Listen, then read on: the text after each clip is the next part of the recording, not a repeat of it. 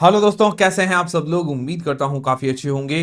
तो दोस्तों, आज के इस वीडियो के अंदर हम रिव्यू करेंगे बहुत ही चर्चित आईपीओ लेंसकार्ट सॉल्यूशंस का आईपीओ, जो कि 31 अक्टूबर से लेकर 4 नवंबर के बीच में ओपन रहेगा। देखिए, ये आईपीओ काफी चर्चा के अंदर है क्योंकि इसके जो प्रमोटर है पीयूष बंसल, शार्क टैंक के अंदर आते हैं, मतलब वो भी काफी चर्चा के अंदर रहते हैं। इस कारण इसकी भी चर्चाएं ज्यादा है।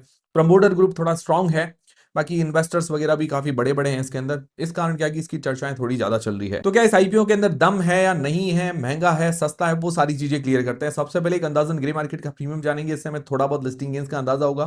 फिर जानेंगे इस कंपनी की डिटेल्स के बारे में, मतलब कंपनी क्या काम करती है, कौन से सेक्टर की कंपनी, फ्यूचर वगैरह कैसा रह सकता है। फिर इसके फाइनेंशियल फंडामेंटल्स जानेंगे, मतलब कंपनी प्रॉफिट के अंदर है या लॉस के अंदर है, और अपने जो भी कंपटीटर्स वगैरह उनसे महंगी है सस्ती है।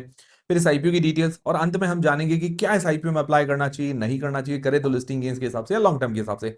सारी चीजें हम क्लियर करेंगे इस वीडियो के अंदर। और देखिए दोस्तों, सारी चीजें मैं क्लियर करूंगा, पर डिसीजन आपको अपनी रिस्क और अपना एनालिसिस लगा के ही बनाना है। तो सबसे पहले बात करें एक अंदाजन ग्रे मार्केट के प्रीमियम की। देखिए, ग्रे मार्केट का प्रीमियम काफी डाउन आ गया है, जो 25-30% के आसपास चल रहा था, अभी 8 से 10% के बीच में ही आ गया है। तो अभी लेटेस्ट अगर ग्रे मार्केट का प्रीमियम देखें तो लगभग 10% के आसपास है, 40 रुपए पर शेयर के आसपास मान के चल सकते हैं। मतलब डिमांड काफी कम हुई है। उसका रीजन मैं आपको बताऊं तो वैल्यूएशंस थोड़ी सी ज्यादा है इसकी। इस कारण क्या है कि इसकी डिमांड थोड़ी कम होते हुए हमें देखने को मिल रही है। बाकी आगे पता चलता रहेगा कि भी इसकी डिमांड वगैरह कैसे, मैं आपको अपडेट करता रहूंगा। बाकी एंकर लिस्ट वगैरह आना बाकी है, उसके बारे में भी बाद में डिस्कशन कर लेंगे। फिर जान दोस्तों, काफी लोग अलॉटमेंट चांसेस वगैरह के बारे में पूछते हैं। तो अगर आप भी आईपीओ में अप्लाई कर रहे हो तो एक इंपॉर्टेंट बात याद रखो। एक ही पैन कार्ड से लिंक्ड मल्टीपल डीमेट अकाउंट से आईपीओ में अप्लाई करने पर आपकी एप्लीकेशन रिजेक्ट हो जाती है। मतलब आप एक ही पैन कार्ड से खुले हुए दो अलग अलग डीमेट अकाउंट से आप आईपीओ में अप्लाई करते हो, रिटेल कैटेगरी या और कोई कैटेगरी, तो अलॉटमेंट के टाइम दोनों ही एप्लीकेशन रिजेक्ट हो जाएगी। तो अगर आपको आईपीओ के अलॉटमेंट की चांसेस बढ़ाने हैं तो एक स्मार्ट तरीका है, तो आप अपने फैमिली मेंबर्स या फ्रेंड्स के अलग अलग पैन कार्ड से डीमेट अकाउंट ओपन करो, जिससे क्या है कि आप मल्टीपल एप्लीकेशंस डाल सकते हो और अलॉटमेंट की चांसेस नेचुरली बढ़ जाते हैं। और ये डीमेट अकाउंट आप ऐसे ब्रोकर्स के साथ ओपन कर सकते हो जहां कोई भी अकाउंट ओपनिंग फीस ना हो, एएमसी ना हो, जैसे ग्रो, धन, फायर्स। ऐसे ब्रोकर्स एएमसी चार्ज नहीं करते हैं। तीनों ही एक्सीलेंट ऑप्शन है और हर एक के एक यूनिक एडवांटेज है। जैसे grow simple, fast and trusted है। ग्रो इंडिया का लार्जेस्ट ब्रोकर है। Zero account opening fees, zero AMC charges, perfect for beginners, all in one platform है। ये सबसे बड़ी खास बात है। मतलब stocks, mutual fund, ETF, gold, IPO सभी एक ही जगह पर। दूसरा है धन, free account opening, zero brokerage on delivery, fast IPO apply कर सकते हो, ट्रेडर फ्रेंडली इंटरफेस है।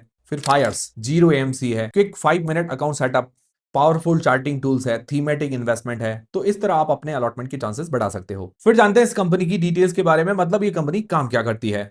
तो कंपनी देखिए सन 2008 के अंदर इनकॉर्पोरेट हुई थी। करीब करीब अभी देखा जाए तो 17 साल हो चुके हैं। पहले इस कंपनी का नाम था वैल्यू टेक्नोलॉजीज लिमिटेड, मतलब थोड़ा सा अजीब नाम है। पहले इसका नाम ये था, फिर इसका नाम कर दिया लेंसकार्ट सॉल्यूशंस। अब कंपनी क्या करती है, सिंपल, लगभग सभी लोगों को पता है कि लेंसकार्ट क्या करती है, चश्मे सेल करती है। मतलब जो एक तो चश्मे कैसे आते हैं, अलग अलग गॉगल्स आते हैं, सनग्लासेस होते हैं, उसके अलावा जो ये नजर वाले जो चश्मे होते हैं वो सारी चीजें, उसके अलावा कॉन्टैक्ट लेंसेज होते हैं, वो सेल करती है। सिंपल, आपको समझ में आ गया होगा। पहले इसका काम ज्यादातर ऑनलाइन था, ठीक है। धीरे धीरे इसने अपने ऑफलाइन स्टोर्स भी बढ़ाने शुरू कर दिए। इंडिया के अंदर भी सेल करती है और विदेशों के अंदर भी इसके स्टोर्स वगैरह हैं। अभी अगर 31 मार्च 2025 तक देखें तो अभी इसके लगभग 2723 स्टोर्स हैं टोटल, जिसके अंदर 2067 इंडिया के अंदर है और 656 के आसपास विदेशों के अंदर है। इंडिया के अंदर जो इसके स्टोर्स है उसमें 1750 करीबन इसके खुद के हैं, बाकी 300 जो है फ्रेंचाइजी पर दिए गए हैं। और प्रोडक्ट वाइज रेवेन्यू की बात करें तो इसका प्रोडक्ट तो अभी यही है, कॉन्टैक्ट लेंसेज, चश्मे वगैरह, मतलब जो आई वेयर्स जिसको बोलते हैं। तो सेल जो करती है उससे 95.6% का रेवेन्यू वहीं से जनरेट होता है, सेलिंग से। बाकी सर्विसेज से 2% का रेवेन्यू और अदर ऑपरेटिंग रेवेन्यू है 2.4% का। ओवरऑल ये जो लेंसेज हैं, चश्मे हैं, उनसे सेल करने से ही ज्यादातर रेवेन्यू जनरेट होता है। और अभी अगर इंडिया से रेवेन्यू की बात करें तो 61% का रेवेन्यू मतलब इंडिया से ही जनरेट होता है। बाकी 39% का रेवेन्यू एक्सपोर्ट से आता है। अभी इसकी मेनली दो मैन्युफैक्चरिंग यूनिट्स है इंडिया के अंदर, एक राजस्थान और एक हरियाणा के अंदर है। बाकी ज्यादातर जो ये अपना रॉ मटेरियल है, जिसको बोलते हैं कच्चा माल वगैरह, जो वो चाइना से ही इसका इंपोर्ट होता है ज्यादातर।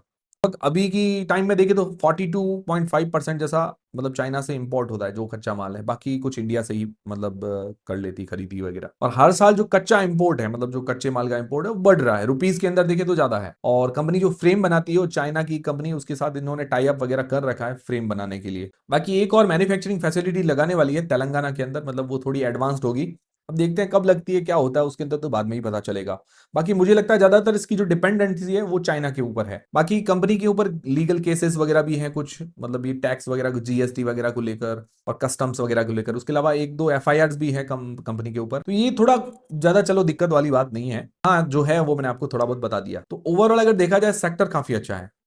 बाकी वैल्यूएशंस थोड़ी इसकी महंगी नजर आ रही है, क्योंकि देखिए जो कंपनी स्टार्ट हुई उसके बाद जो फंडिंग राउंड हुए अलग अलग, और मेरे हिसाब से जो लास्ट फंडिंग राउंड भी है उससे भी 4 गुना ज्यादा वैल्यूएशंस पर ये आईपीओ लेके आ रहे हैं। पीयूष बंसल ने जो शेयर इन्होंने अक्वायर किया था इसका 18.60 रुपए के अंदर, और आज ये 402 रुपए में आईपीओ के अंदर सेल कर रहे हैं, मतलब 21.6 गुना जैसा वो रिटर्न बना रहे हैं। नेहा बंसल ने सबसे कम रुपीज में उसको मिला था 7.60 रुपए के अंदर, 7.6, और वो 52 टाइम्स उनको रिटर्न मिल रहा है। बाकी अमित चौधरी, सुमित कापाही, उनको 49 टाइम्स जैसा रिटर्न मिल रहा है, मतलब 50 गुना, बहुत ज्यादा ही होता है। चलो वो तो प्रमोटर हैं, उन्होंने बेसिक से शुरुआत की, उनका हक बनता है। बाकी और भी इन्वेस्टर्स हैं, जो लास्ट इन्वेस्टर की बात करें उन्होंने 105 रुपए के अंदर इनका शेयर उठाया था, तो वो उनको भी लगभग 3.9 टाइम्स मतलब रिटर्न मिल रहा है। तो ये देखा जाए तो इस हिसाब से थोड़ी वैल्यूएशन हमें ज्यादा नजर आती है। तो ये हो गई कंपनी की डिटेल्स। कंपनी अच्छी नजर आ रही है, बट वैल्यूएशंस थोड़ी सी महंगी नजर आ रही है। फिर इसके फाइनेंशियल्स और फंडामेंटल्स जान लेते हैं। फाइनेंशियल्स देखिए 2023 से 2025 तक दिए गए हैं। अगर इसके एसेट्स देखते हैं तो एसेट्स के अंदर साल दर साल ग्रोथ है। रेवेन्यू की बात करें तो रेवेन्यू के अंदर भी साल दर साल हमें ग्रोथ देखने को मिल रही है। ऑलमोस्ट डबल जैसा हो गया इसका रेवेन्यू 2023 से 2025 तक। रेवेन्यू के अंदर तो अच्छी ग्रोथ है। फिर बात करें प्रॉफिट आफ्टर टैक्स की, तो कंपनी 2023 2024 के अंदर तो लॉस के अंदर है, मतलब इतने सालों तक ये लॉस के अंदर है। 2025 के अंदर प्रॉफिट के अंदर आ गई है, बट आईपीओ लेके आना है, अब प्रॉफिट के अंदर आ गई, ये मुझे थोड़ा समझ में नहीं आता। आजकल ये कंपनियां क्या कर रही है, भाई आईपीओ आता है उससे 1 साल पहले प्रॉफिट वगैरह दिखा देते हैं। अब ये सही है गलत है ये मुझे पता नहीं है, पर थोड़ा ये क्या है कि इस तरह की फाइनेंशियल सीट देखते हैं तो थोड़ा मतलब सोच तो आता है हमको, भाई क्या ये क्या चीज हो रही है। और देखिए कोई भी आप कंपनी चालू करो, देखिए कोई भी कंपनी हो, दुकान हो, शॉप हो, शोरूम हो, कितने साल आप लॉस के अंदर चलाओगे? ये तो लगातार लॉस जनरेट कर रहे हैं। फिर क्या है, ये पूरा मॉडल बना हुआ है इस तरह से। हर बड़ी न्यू एज कंपनी को देख लीजिए, पहले वो मतलब कैश बर्न करते हैं, मार्केटिंग करते हैं वगैरह वगैरह, इतनी सारी चीजें करते हैं, फिर उनको लॉस होता रहता है लगातार, उधारी काफी ज्यादा हो जाती है, और फिर क्या करते हैं, उनको पैसा वापस अपने को लेना होता है तो आईपीओ लेके आ जाते हैं। आईपीओ से क्या है, अब रिटेल इन्वेस्टर्स फंसते हैं। और होता क्या है, देखिए मैं ये नहीं करूँगी ये खराब कंपनियां हैं, पर ये जो मॉडल चल रहा है, ये जो भी पैसा उठाने का, ये थोड़ा मुझे सही नहीं लग रहा है। बाकी एबिटा के अंदर ग्रोथ देखने को मिल रही है, और अभी इस साल प्रॉफिट आफ्टर टैक्स मतलब प्रॉफिट मार्जिन निकाले तो 4.24% का है। ठीक है, एक क्वार्टर का निकाले तो 3% के आसपास का है। बाकी इसकी नेट वर्थ बढ़ी है, रिजर्व्स इसके हाथ में साल दर साल बढ़े हैं, अभी 5,855 करोड़ रुपए के रिजर्व्स हैं, काफी अच्छी बात है। डेट मतलब उधारी कम हुई है, इसके ऊपर 335 करोड़ रुपए की उधारी है आज की तारीख में, और डेट टू इक्विटी रेशियो करीब करीब निकाले तो 0.05 का निकल कर आता है, मतलब डेट के यहाँ पर कोई भी कंसर्न नहीं है। मतलब यूं देखा जाए फाइनेंशियल 2025 के अंदर सुधरे हैं, बट ये जो फाइनेंशियल्स है इसको कंटिन्यू रखने पड़ेंगे। आने वाले 2-3 सालों तक इसको प्रॉफिट लगातार करना पड़ेगा, मतलब ये जो फाइनेंशियल्स है मतलब प्रूफ करना पड़ेगा इसको कि हमारे फाइनेंशियल्स अच्छे हैं।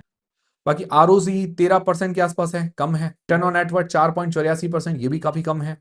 इस पर इसको फोकस करना पड़ेगा, मिनिमम मेरे हिसाब से 15% होनी चाहिए। मार्केट कैप इसका बनता है 69,000 करोड़ रुपए के आसपास का, लगभग आप यूं मान के चले लगभग लगभग $7 बिलियन जैसा वैल्यूएशन ये डिमांड कर रहे हैं।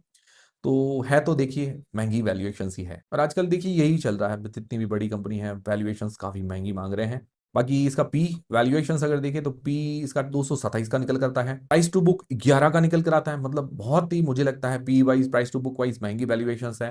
बाकी हमने देख लिया कि भाई ये वैल्यूएशन जो पैसे डिमांड करे उस हिसाब से भी वैल्यूएशन तो महंगी है, पर ये भी इसका कोई पेयर कंपटीटर नहीं है। बाकी ऐसे देखा जाए तो जैसे फास्ट ट्रैक वगैरह है जो टाइटन के अंडर में आती है, और भी एक दो ब्रांड्स हैं जो उसके मतलब डायरेक्ट कंपटीटर हैं। फास्ट ट्रैक मतलब इस रेंज के अंदर अगर देखें तो फास्ट ट्रैक इसका बराबर कंपटीटर बैठता है, और भी है जो अनलिस्टेड प्लेयर्स भी खूब हैं। बट अभी ये अच्छी बात है कि लेंसकार्ट ने थोड़ा अपना नाम जमाया है। तो ये हो गया इसके फाइनेंशियल्स और फंडामेंटल्स। फाइनेंशियल्स थोड़ा इसको मतलब कंटिन्यू इसको ग्रोथ ये जो बनाई है इसको रखनी पड़ेगी।